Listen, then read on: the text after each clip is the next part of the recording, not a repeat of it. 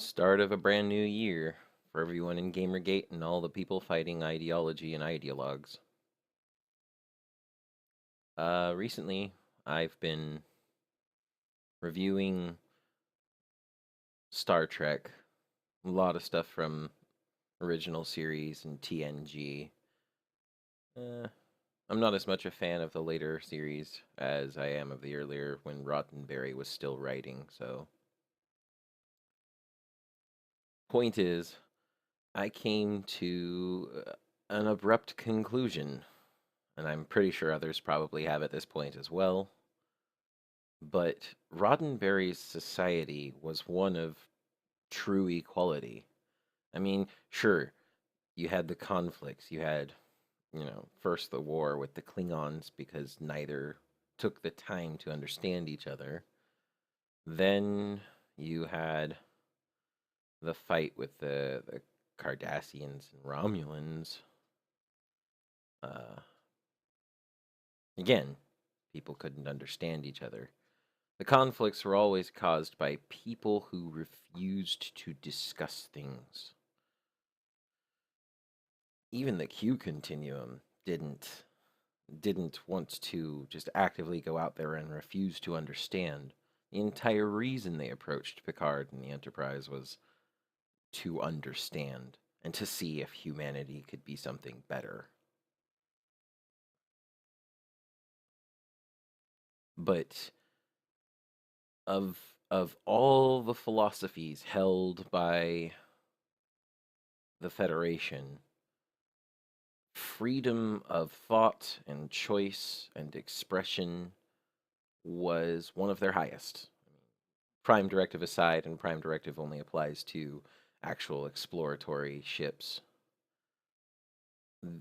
They they had found equality of opportunity, especially in a post-scarcity society where everything that was necessary for life, food, shelter, clothing, could be replicated. All waste products thrown right back into the replicator, the molecules reorganized, and voila, you had something new.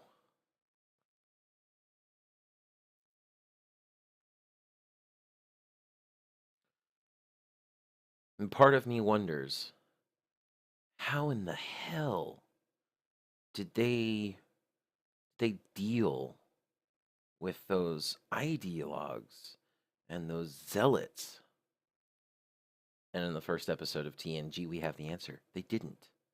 They went through a holocaust, a worldwide holocaust where society broke down and kangaroo courts were the norm before they came to enlightenment.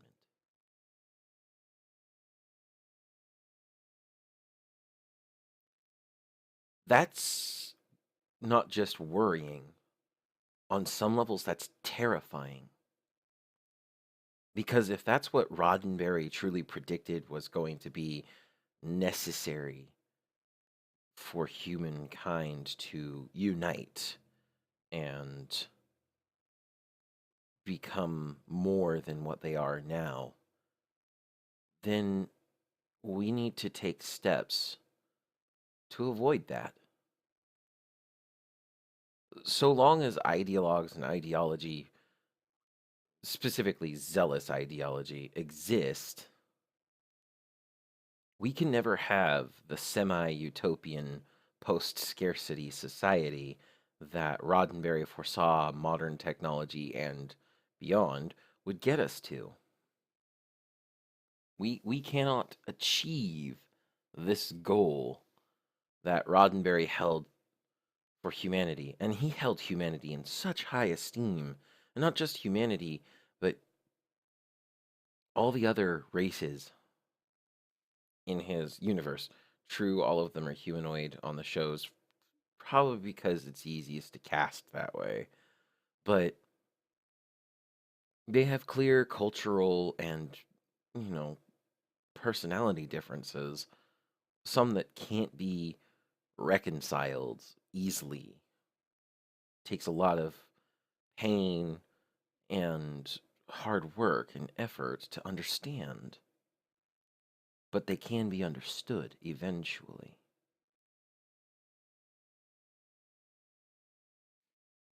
So I have a, I guess, a bit of a goal for all of us here fighting.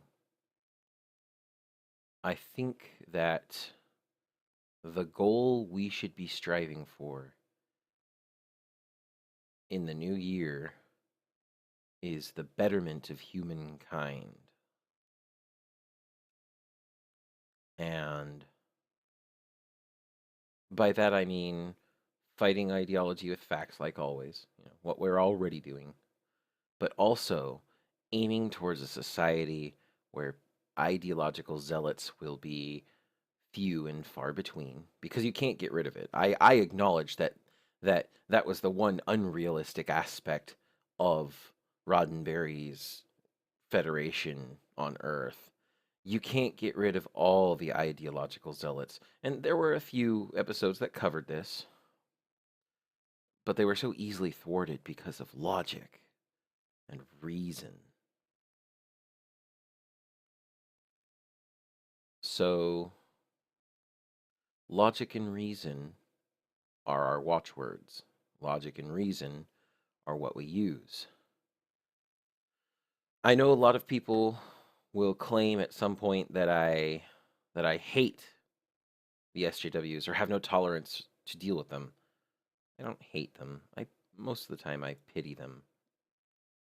What I have no tolerance for, what I hate, is stupidity.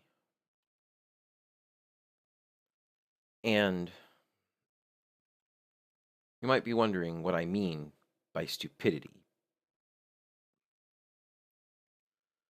Well, the definition of stupidity, uh, it's a noun that ties to the adjective stupid.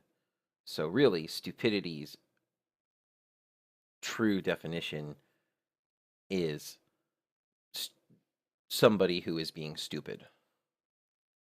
And the definition of stupid is not intelligent, having or showing a lack of ability to learn and understand things, not sensible or logical. And then there's a third definition that doesn't apply here, not able to think normally because you are drunk, tired, or otherwise impaired.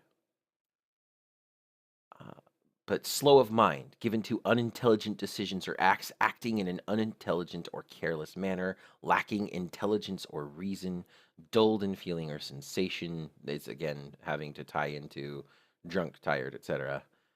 Marked by or resulting from unreasoned thinking or acting, lacking interest or point.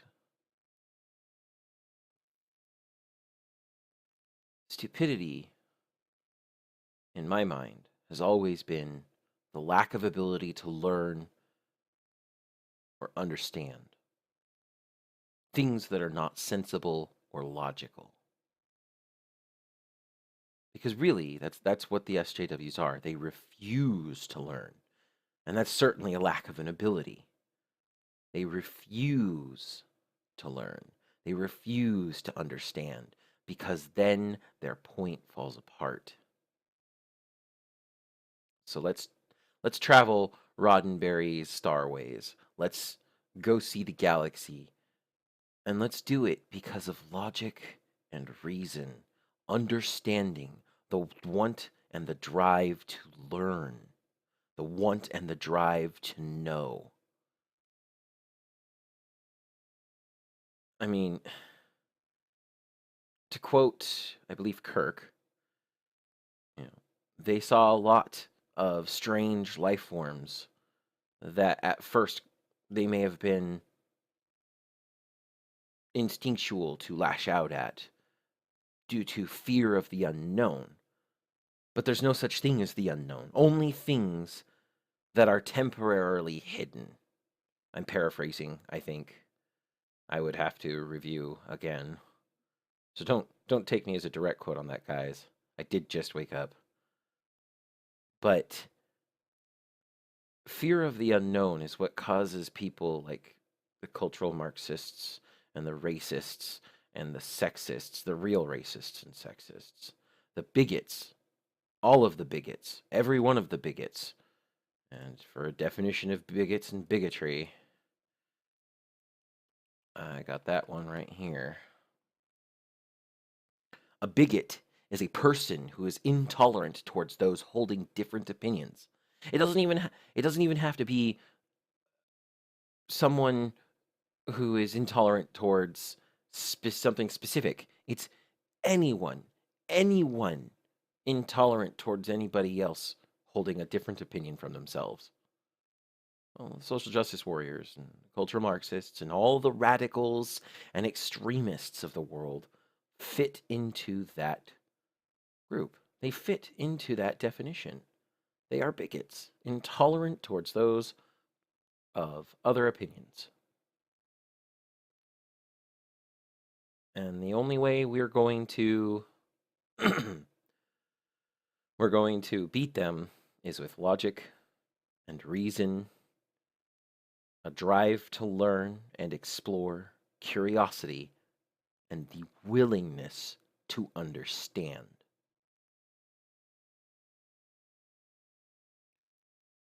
As I've stated in my personal life, and I will now state here, we will even approach those of differing opinions than ourselves and debate with them civilly, with evidence, proper debate, because if we don't, we become an echo chamber just as they do. But even then, as I stated in my I guess morale speech,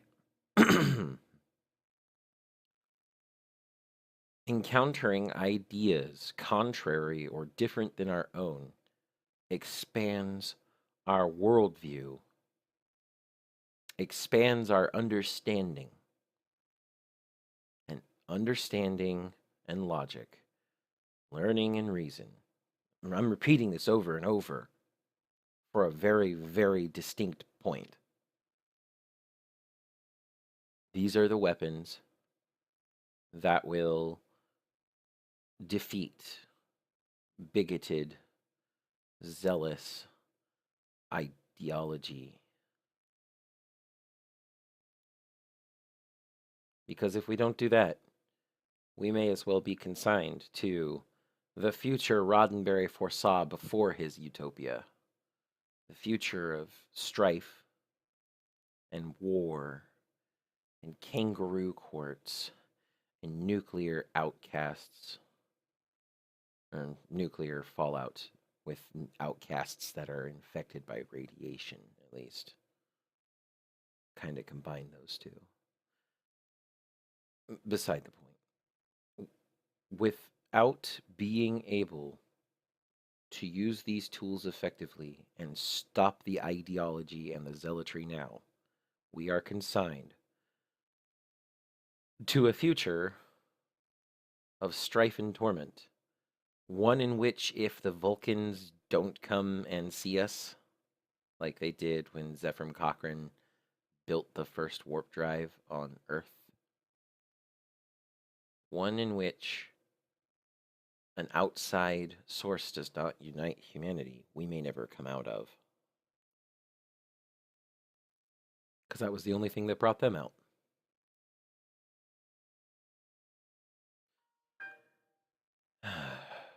And there's a Twitter update right there. Anyway, I'm Xanatrix Adari, signing off. And remember, you don't only seek the truth seeks you. Happy New Year, everybody.